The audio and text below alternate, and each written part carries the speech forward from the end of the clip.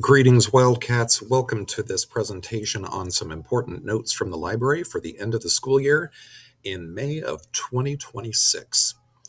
Hard to believe that the school year is almost ending, my friends. Don't get too excited yet. It's not here quite yet, but we are making plans for that. So let's take a look at some important information that you need to know. First of all, the very last day to check out library books is Friday, May 1st. Then the following Friday, May 8th, is the last day to return all of your library books. Any library book that you have checked out from any of our schools have to be back by Friday, May 8th. Notice that a couple of weeks later is the last day of school. That's Wednesday, May 27th. A lot of times students will ask me, so Mr. Robbins, if I have to return my books so early in the school year, what will I read? Well, you do have a lot of options, and I just want to take this opportunity to remind you what those choices might be. How about your classroom libraries? Your teachers have great libraries, and I'm sure, in fact, I'm 100% sure, that none of them would mind you going and checking out a book from their classroom library as long as you follow their procedures for doing so. What about the Carlisle Public Library? Stop down there. They've got some great books. Do you have any books at your house that you could read? Maybe in your own personal library or maybe your family's library. And don't forget, ebooks and audiobooks are a great option.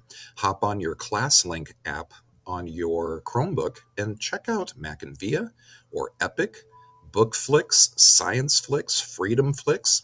For the younger kids, Pebble Go is a great option. And for some of the older students, Pebble Go Next, Britannica, lots of options for reading online as well. So there's lots of choices.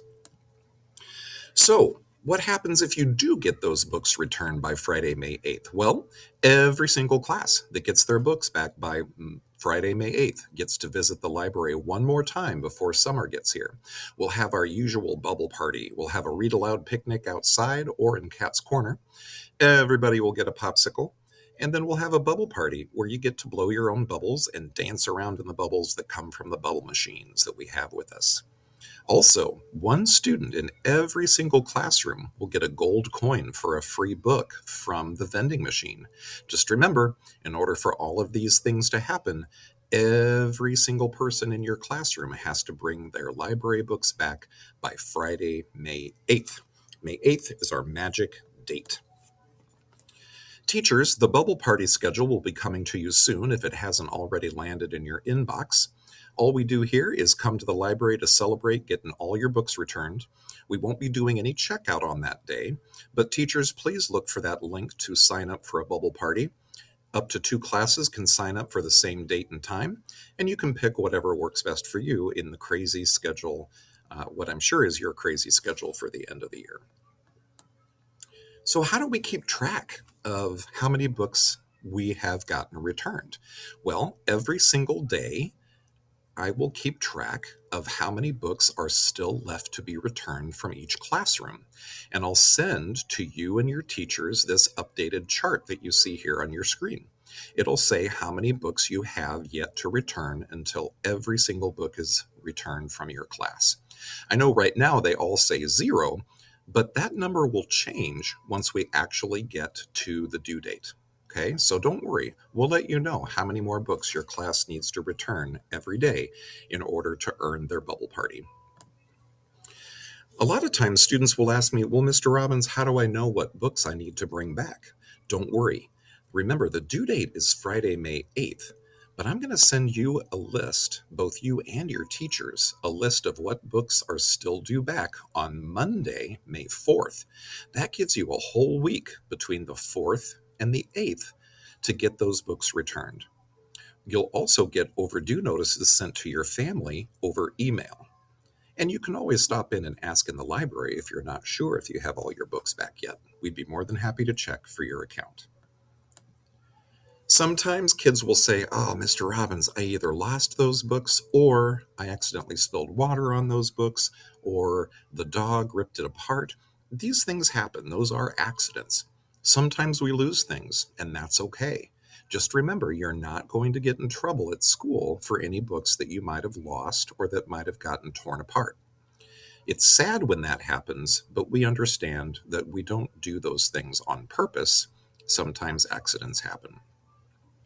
Now, for those families that want to make up for any books that they've lost, you have a couple of choices. The first thing to remember is you're not required to pay for or replace a book that's been lost or torn apart. But sometimes families really want to. So if they do, there's two choices. They could buy a new copy of the book, or maybe even a gently used copy of the book, and simply donate it to the library. That will get that book back into the hands of other kids that want to read it for next year and many years to come.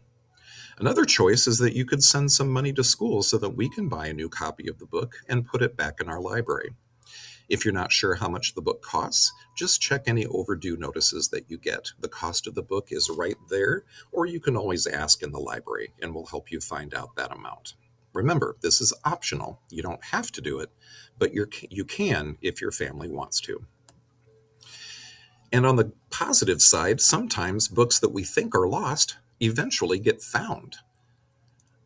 We thought the book was lost, then I found it. That's awesome. Bring it back right away. Even during the summer when school is closed, you can still drop those books off to the Carlisle School's central office, which is right next door to the elementary, or the Carlisle Public Library has also agreed to hang on to any books that are returned over the summer.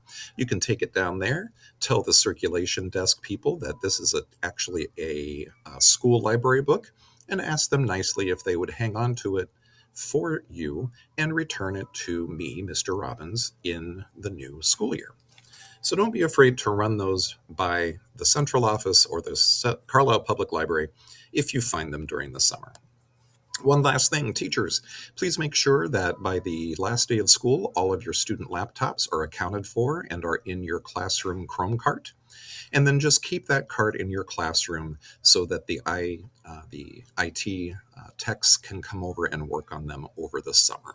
Okay, no need to roll them up to the library. Hey, thank you very much, my friends, for watching this presentation. It has been a great year. You will be greatly missed over the summer, but we always look forward to seeing you in the Carlisle Elementary School Library anytime you can be here. Have a great day. Thanks for paying attention to these due dates, and please let me know if you have any questions that we can help you out with in the library. Have a great day, Wildcats.